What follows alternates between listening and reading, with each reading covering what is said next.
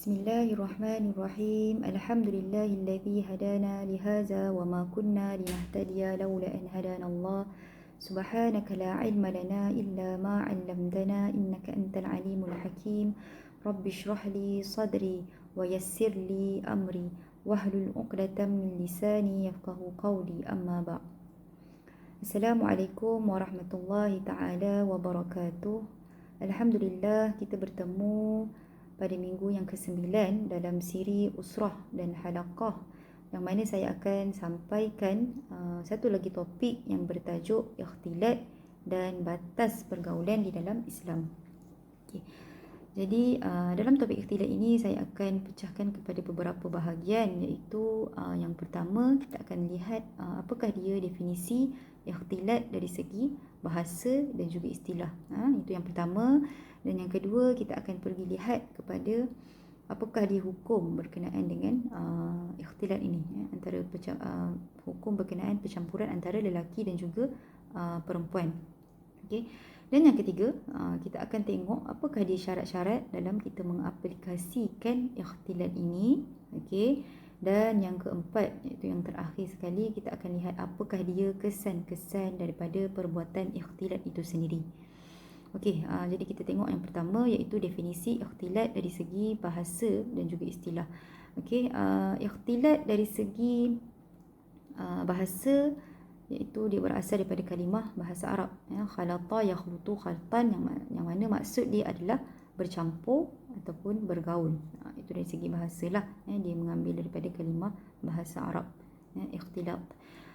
Manakala dari segi istilah, ia bermaksud percampuran ataupun pergaulan di antara lelaki dan wanita yang ajnabi, iaitu wanita yang sah dikahwini. Dan pergaulan ataupun percampuran itu dia boleh jadi dalam berbagai bentuk lah. Okay? Sama ada berlaku interaksi, iaitu komunikasi antara lelaki dan wanita tadi, ataupun boleh jadi juga dalam bentuk saling berpandangan, ataupun saling bertegur sapa, okey, ataupun dia boleh jadi juga komunikasi dalam alam maya, kan. Jadi benda tu berlaku, kan, maksudnya berlaku je percampuran antara lelaki dan perempuan di dalam alam maya sendiri, di media sosial, chatting, WhatsApp dan sebagainya. Okey. Jadi seperti mana Allah Subhanahu Wa Taala telah menciptakan manusia itu daripada kalangan lelaki dan perempuan. Jadi Allah Subhanahu Wa Taala telah menurunkan syariat Islam bagi memandu kita, sebagai seorang Muslim, bagaimana tanggungjawab kita apabila kita bergaul di antara lelaki dan perempuan. Itu yang berkenaan dengan ikhtilat lah, kan. Jadi maksudnya dalam kehidupan kita seharian memang kita akan sentiasa bergaul, kita akan sentiasa berjumpa dengan lelaki maupun perempuan yang ajnabi. Sama ada kita dalam kita menuntut ilmu, kan, kita belajar, sama ada dalam kerja, kan, bila kita bekerja, seterusnya dalam kita melibatkan diri dalam organisasi maupun dalam bersosial, kita akan bergaul di antara lelaki dan perempuan. Okey, seterusnya kita tengok berkenaan dengan hukum ikhtilat, hukum percampuran di antara lelaki dan perempuan. Okey, jadi ulama telah meletakkan beberapa hukum berkenaan dengan ikhtilat, iaitu hukum haram dan juga harus. Jadi kita tengok dahulu apakah hukum harus, bila manakah keadaan itu menjadi harus dan bila manakah keadaan itu menjadi haram. Okey, Dr. Abdul Karim Zaidan telah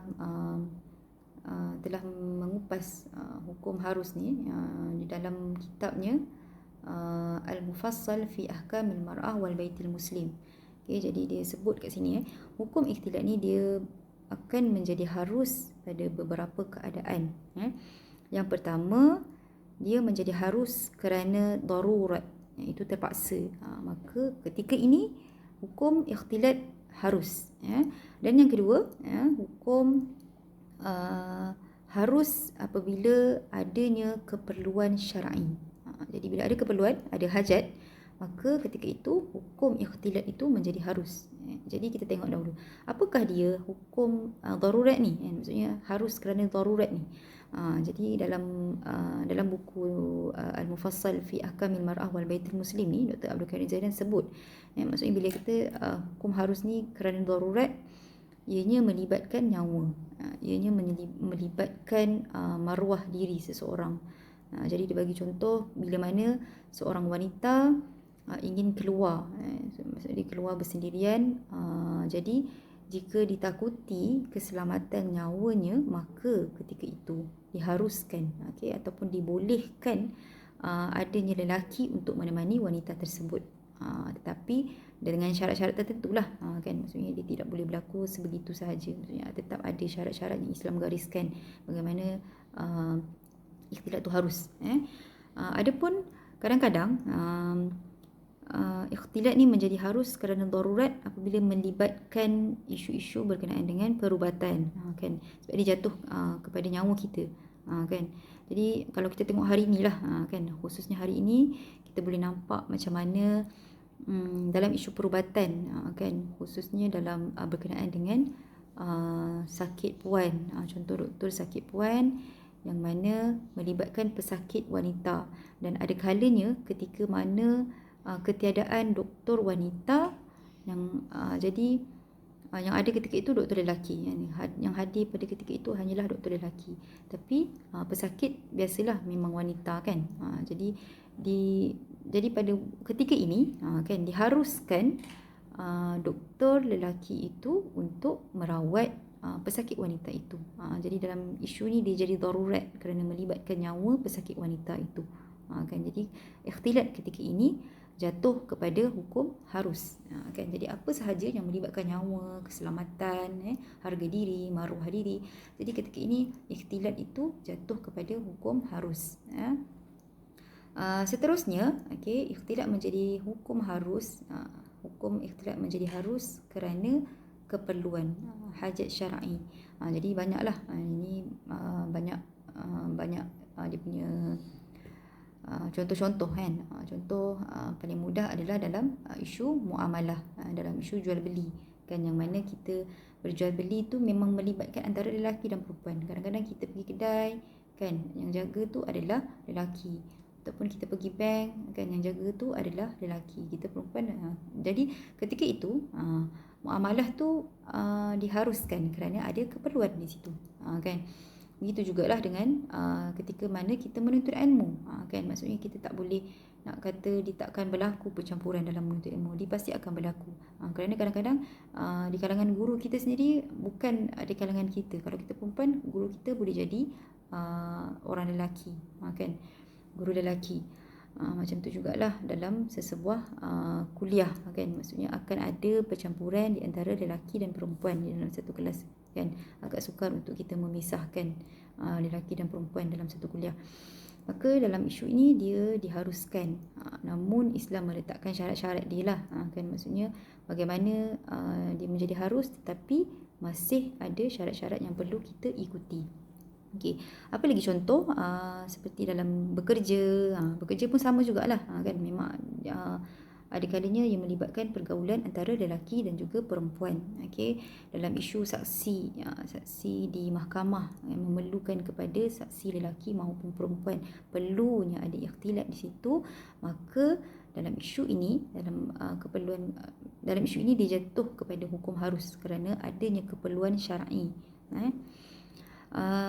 Itu adalah berkenaan dengan hukum harus, kan. Tetapi ulama juga menyebut, ikhtilat ini boleh jadi haram apabila dia tidak mengikuti syarat-syarat, kan. Maksudnya bila mana kita berkomunikasi dengan lelaki, kita perlu memelihara adab-adab dia, maksudnya kita perlu memelihara etika-etika supaya tidak terjatuh kepada hukum haram. Contohnya, contoh yang diberi adalah kita memelihara pandangan, kan, kita haruslah memelihara pandangan kita, kita haruslah memelihara suara kita, lepas tu tidak dibenarkan bersentuhan, kan. Ini dalam isu keperluan lah. Kalau darurat, contoh macam perubatan tadi, perlu menyelamatkan nyawa, perlu ada bersentuhan antara doktor lelaki dan pesakit perempuan, maka ketika itu dia dibenarkan, tapi pada kadar dia lah, tidak terlalu berlebih-lebihan, kan. Dan benda ni sangat terpaksa, kan, bukan saja nak pegang kan, jadi memang perlu untuk merawat pesakit tadi, maka dia dibenarkan, kan. Tapi maksudnya kalau kita bekerja, kan, maksudnya dalam kita berkomunikasi, dalam kita belajar, okay, kita kena jagalah, maksudnya supaya tak jatuh hukum haram tadi, kan. Maksudnya kita kena jaga suara kita, kan. Kita perlu menutup aurat, kan, kita perlu menutup aurat, okay. Kita perlu menjaga pandangan kita. Kita perlu kita tidak dibenarkan bersentuhan. Kerana apa? Kerana ulama telah meletakkan hukum haram bila mana kita melanggar syarat-syarat ikhtilat itu. Okey, mari kita tengok bahagian seterusnya berkenaan dengan syarat-syarat ikhtilat. Okey, maksudnya bila mana kita maksudnya perlu untuk berikhtilat, kita perlu untuk bergaul dengan lelaki dan perempuan, maka di sini ada syarat-syarat, okey, ada garis-garis yang perlu kita ikuti, okey, yang telah ditetapkan dalam syariat Islam itu sendiri. Ya. Maksudnya tak boleh kita sembrono je bercampur dengan lelaki perempuan tanpa batasan. Okey. Apa dia? Okey, kita yang tengok pertama. Pertama sekali mestilah kita sentiasa meniatkan diri kita bergaul lelaki dan perempuan ini adalah hanya kerana Allah Ta'ala, okay, bagi memudahkan urusan kita, sama ada urusan perubatan, sama ada urusan jual beli, sama ada urusan pelajaran, okay, sama ada urusan kerja-kerja organisasi dan sebagainya. Okay, kita haruslah memelihara niat kita. Dalam masa yang sama, kita harapkan niat yang kita jaga kerana Allah Ta'ala tu, Allah akan bantu kita dalam urusan percampuran ataupun urusan pergaulan di antara lelaki dan perempuan. Dan kita mengharapkan Allah membimbing kita dalam urusan pergaulan kita dengan lelaki dan perempuan, di antara lelaki dan perempuan. Okey, itu yang pertamalah. Manakala yang kedua, okey, tidak berlaku sentuhan. Ini adalah antara perkara yang kita perlu tekankan, kita perlu ambil berat, kerana kita sendiri tahu, okey, perempuan dan lelaki ajnabi tidak dibenarkan untuk bersentuh, kan. Jadi dalam apa jua urusan kita bergaul dengan lelaki, perkara ini perlu kita jaga dan perlu kita perhatikan baik-baik supaya tak terbabas. Okay, maksudnya dalam pada kita sibuk kita leka bersembang, kita leka bekerja tu, tak nak berlakunya bersentuhan, bertepuk, bertampar dan sebagainya. Okay. Seterusnya kita hendaklah menutup dan sentiasa menjaga aurat kita, kan. Benda ni sangat penting lah, seperti mana ianya adalah wajib ke atas seorang Muslim, tak kiralah lelaki maupun wanita. Okey, begitu jugalah dalam urusan ikhtilat, lebih-lebih lagi kita kena jaga, kan, aurat-aurat kita ni supaya tidak ternampak oleh lelaki maupun wanita ajnabi tadi. Dan yang seterusnya, perlulah kita menjaga adab ketika kita bertutur, kan. Maksudnya sama ada tidak terlalu melunakkan suara ataupun tidak terlalu meninggikan suara, kan. Kalau kita perempuan, kita jagalah suara kita, kan, suara yang biasa didengari, bukan sengaja nak lunak-lunakkan, bukan kerana kita nak manja-manja bila kita berinteraksi dengan lelaki. Jadi diri kita lah, kan, macam ni kita cakap dengan orang, kebiasaannya kita cakap macam itulah kita cakap dengan kaum yang berlainan jenis kita, kan. Ataupun tak adalah kita berdekah-dekah sangat, kan. Kalau perempuan ketawa terlebih-lebihan sangat, menunjukkan menampakkan suara yang sebenar pula, kan. Maksudnya kena jaga di situ, menjaga adab ketika bercakap. Okey. Seterusnya, berlaku pengasingan tempat secara jelas. Okey. Maksudnya kalau kita dalam bila kita belajar, kan, maksudnya memang kalau dalam dewan tu kita akan ada bercampur lelaki dan perempuan.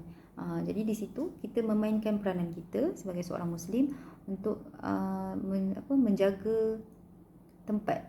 Maksudnya tak adalah kita saja-saja nak duduk sebelah lelaki dekat-dekat, kan, sampai boleh terlanggar bahu, sedangkan kita boleh je nak jaga benda tu, kan. Maksudnya kita boleh je nak elakkan berlaku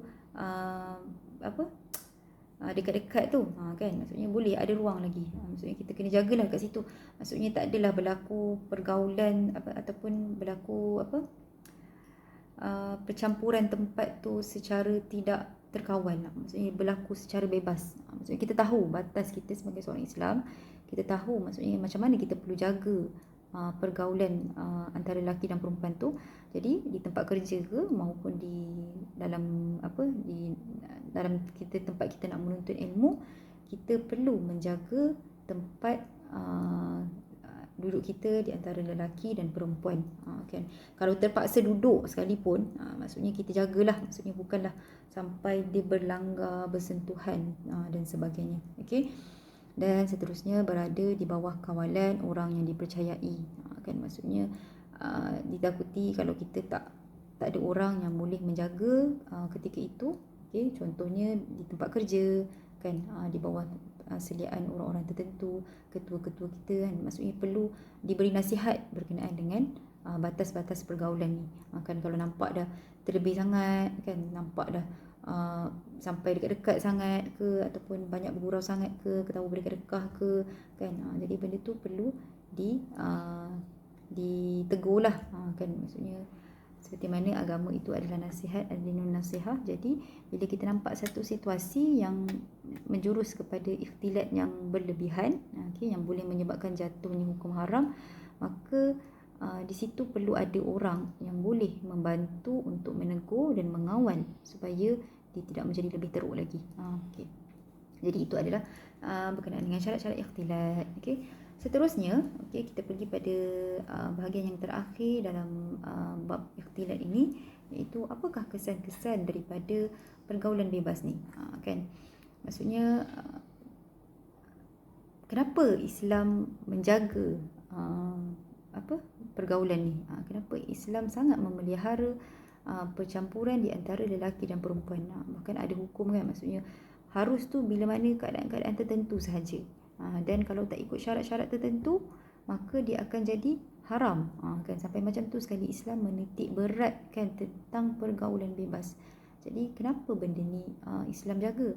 Kerana kesan daripada pergaulan bebas ni, kesan daripada percampuran lelaki perempuan tanpa ada kawalan, tanpa dibatasi dengan syariat Islam, maka dia akan membawa kepada kesan yang sangat buruk. Sama ada kesan tu kepada diri kita, kepada keluarga kita, maupun kepada masyarakat Islam tu sendiri. Kan, jadi kita boleh saksikan sendiri kan, maksudnya kalau kita tengok dalam akhbar-akhbar, dalam berita-berita hari ni kan, maksudnya kesan pergaulan bebas itu sangat banyak kan, hampir berlaku tiap-tiap hari, iaitu zina, lahirnya anak luar nikah. Jadi lahir anak luar nikah tu satu, lepas tu buang pula bayi tu kan. Maksudnya itu adalah kesan-kesan yang sangat buruk, kesan-kesan yang mendatangkan mudarat yang sangat tidak baiklah kepada individu tersebut, bahkan kepada masyarakat Islam itu sendiri. Kan, maksudnya sampai bila buang bayi tu berlaku pembunuhan. Kan, kalau bayi tu selamatlah, tapi kalau tak selamat pun sampai mati. Kalau dia selamat pun maksudnya nasab dia tu tak diketahui. Kan, jadi sangat memberi kesan yang buruk kepada masyarakat Islam tu sendiri. Kan, jadi antara lain pula kan, maksudnya bila kita terlalu bebas dalam pergaulan ni, dia mungkin boleh menyebabkan kepada budaya couple. Kan, jadi bila budaya couple ni berlaku, maka khususnya kepada pelajar lah kan, maksudnya dia akan memberi kesan kepada tidak fokus dalam pembelajaran. Hilangnya sifat malu dalam diri seorang Muslim itu sendiri, tidak kira lelaki maupun perempuan. Sedangkan Islam tu sentiasa menjaga maruah kita kan? Maksudnya untuk sebagai seorang wanita, Islam lah, maksudnya malulah yang membentengi diri kita sebagai seorang muslimah. Tapi bila mana kita tak menjaga pergaulan bebas ni, maksudnya bila kita terlalu bercampur sangat, maka dia telah membuang ataupun mencabut rasa malu diri kita sebagai seorang muslimah.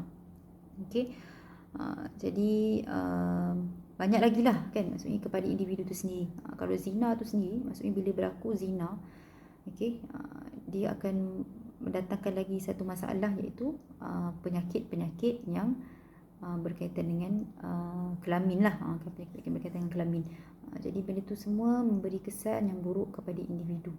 Seterusnya, kesan kepada institusi kekeluargaan boleh jadi sumbang mahram, keruntuhan rumah tangga. seperti mana kita tahu, budaya ikhtilat ni bukan sahaja berlaku di kalangan orang yang belum berkahwin, tapi kadang-kadang dia berlaku juga dalam kalangan orang yang sudah berkahwin. Terutamanya kalau kita tak menjaga ikhtilat di tempat kerja.